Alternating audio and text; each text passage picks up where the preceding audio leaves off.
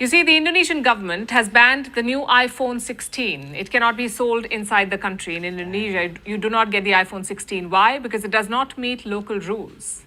Indonesia says all smartphones should have 40% domestic parts. 40% parts must be made locally. If Localization.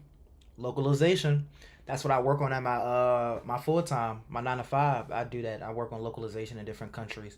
Welcome back to the video. If you're new to my channel, make sure you like, comment, subscribe. My name is Jonathan. We cover all things business, finance, reaction videos, wide range of different topics. If you return to my channel, I appreciate you for showing support, showing love.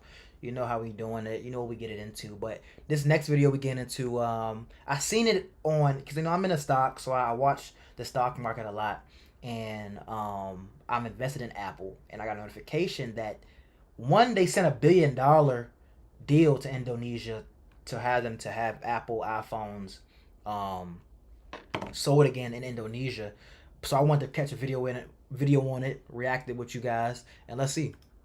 But supposedly Indonesia is not selling Apple iPhones anymore. Our next story is about investments. Every country is eager for them. They want companies to come and set up projects. Some countries host glitzy forums. Others announce tax breaks and subsidies. But Indonesia is going a different way. They're using open threats. You see, the Indonesian government has banned the new iPhone 16. It cannot be sold inside the country. In Indonesia, you do not get the iPhone 16. Why? Because it does not meet local rules. Indonesia says all smartphones should have 40% domestic parts. 40% parts must be made locally. If Localization.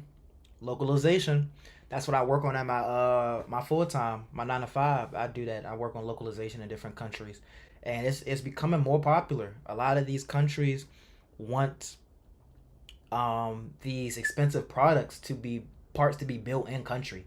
You know what I mean? They want to boost their economy. They want to have more jobs.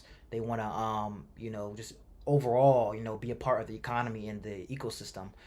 But I'm assuming Apple doesn't make any parts in Indonesia. I don't know, but let's see. But that's something I'm very familiar with, localization. those phones cannot be sold in the country. And what did Apple do? They unveiled a new investment proposal for Indonesia. It's worth around $100 million. It includes an accessory and component plan. Just one problem, though. Indonesia says it's not enough. And they've got a point. Apple had committed to invest $10 million by 2023 in this country, in Indonesia. $10 million. That commitment has not been fulfilled. So Indonesia is being careful this time. They want something substantial from Apple. The question is, will they get it? On paper, the country has a lot going for it. The fourth most populous nation in the world, also the biggest economy in Southeast Asia. So Indonesia is a huge market for any multinational company, which gives them a lot of bargaining power. Then why don't other countries do it? Why don't countries use their market access to secure investments? Because it's like, what else are you going to use? I mean, I gotta look at the... Hold on.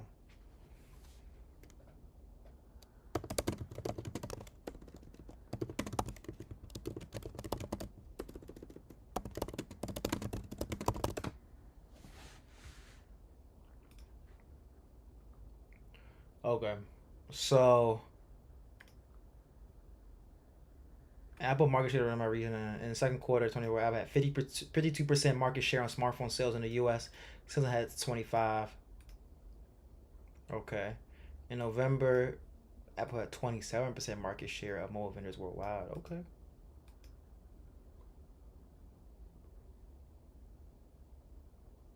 But it's only 27% though, global-wide.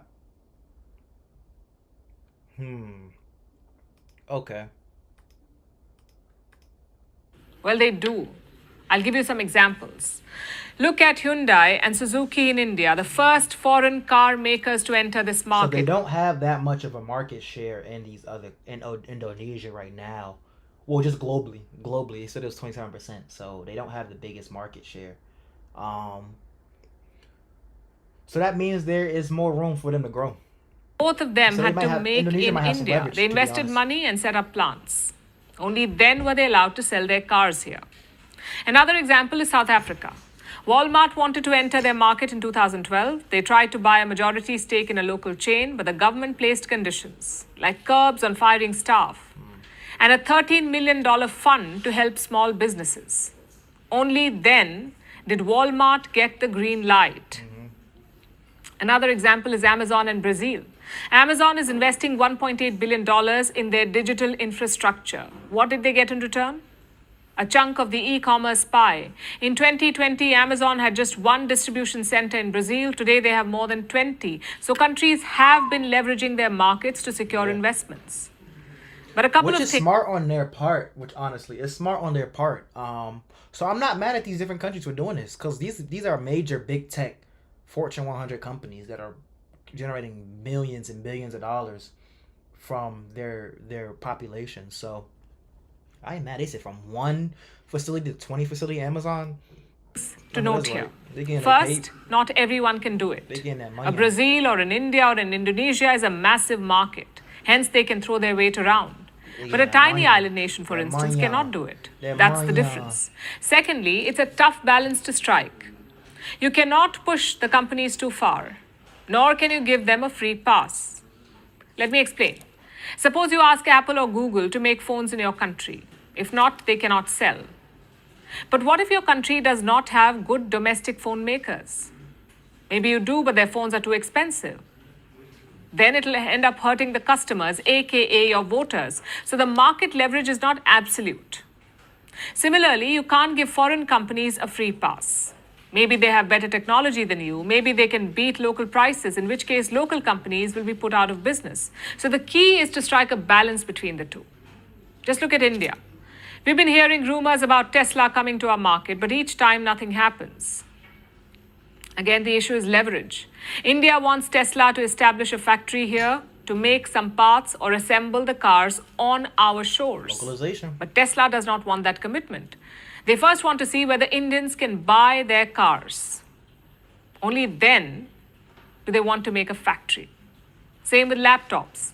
Reports say India is mulling import curbs on laptops, a 5% cut every year. The idea is to encourage foreign makers to produce in India, but the risk is always there. If you go too far, you can be taken to court. In this case, the World Trade Organization. And it has happened before. India and the US had such a dispute in 2013. The US said Indian laws required companies to buy solar cells from India. Cells from the US were not allowed. So Washington took New Delhi to court. And they ended up winning that lawsuit. They're not playing. No surprises there. A Western creation siding with a Western hegemon. But that's the rules we play by. Wow. I learned something new today. These different countries are not playing. They basically saying if you want to do business in our country, you need to, like I said, build factories, localization, employ more people, make parts. You know what I mean? Something to boost the economy. So I'm not really mad at it, because that's what I do for a living. Honestly, I do that in different countries. So it's cool to see it in other areas though too, because I honestly didn't know that.